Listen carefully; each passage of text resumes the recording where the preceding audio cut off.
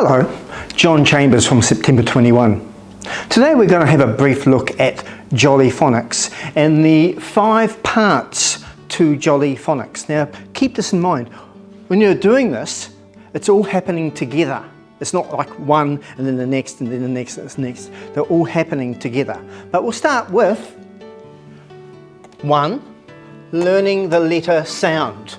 Okay, when we say learning the sound, we mean, as an example, if I can get the lid off this pen.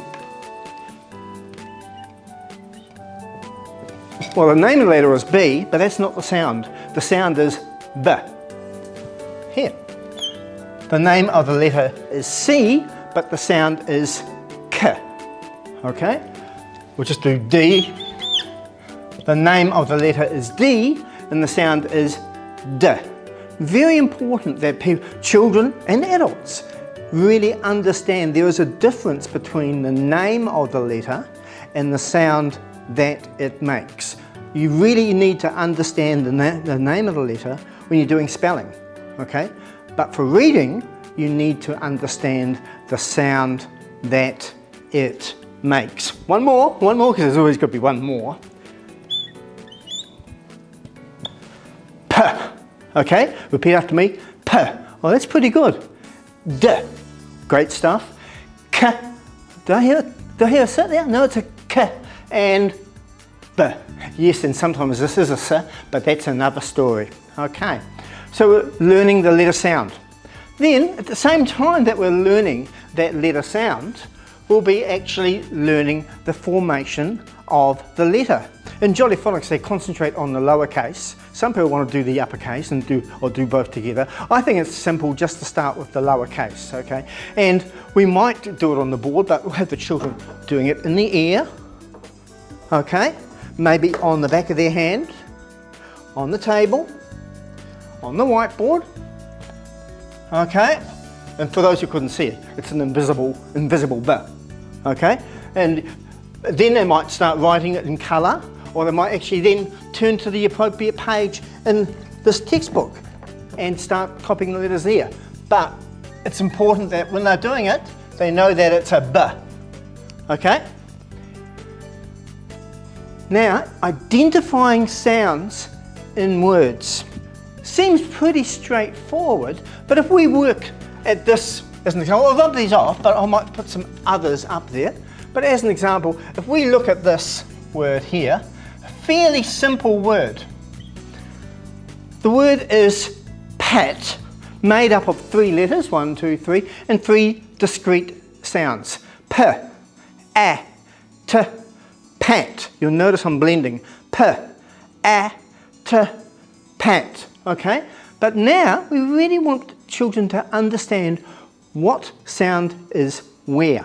As an example, the first sound is P. The last sound is T. But we want them to know the sound in the middle too. A. Okay?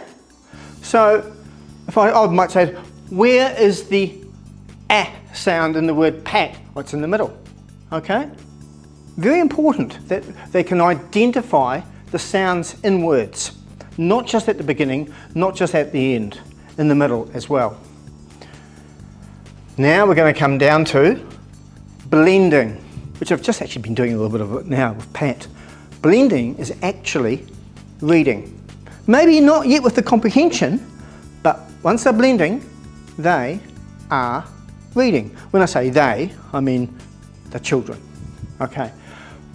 We'll start with another relatively easy word.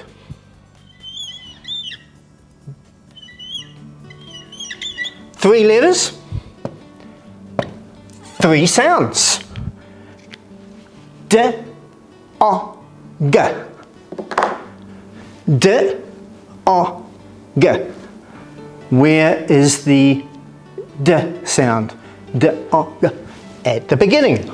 Where is the G sound? Dog. At the end. What sound is in the middle of dog? O. Okay, blending.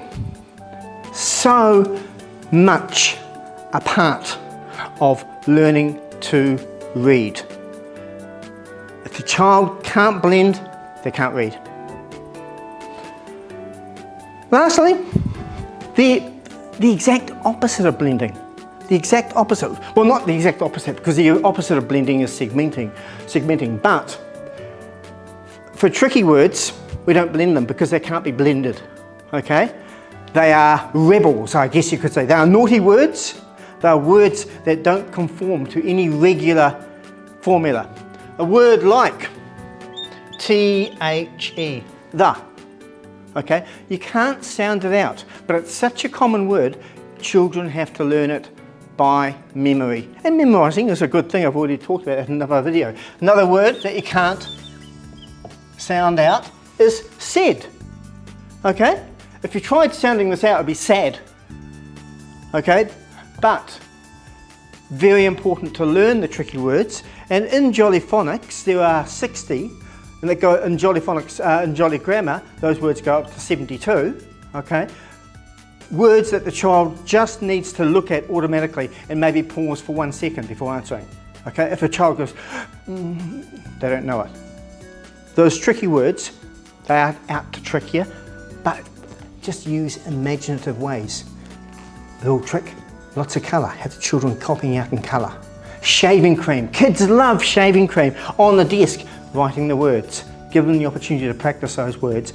And it doesn't become onerous if they're having fun. Okay? And you can write on big sheets of paper and spell those tricky words. Okay? 5 parts to Jolly Phonics. And if you want to see real evidence of Jolly Phonics in the 5 parts, here is, this is, wait for it, this is the Bible of Jolly Phonics. If you have this, you've got Jolly Phonics.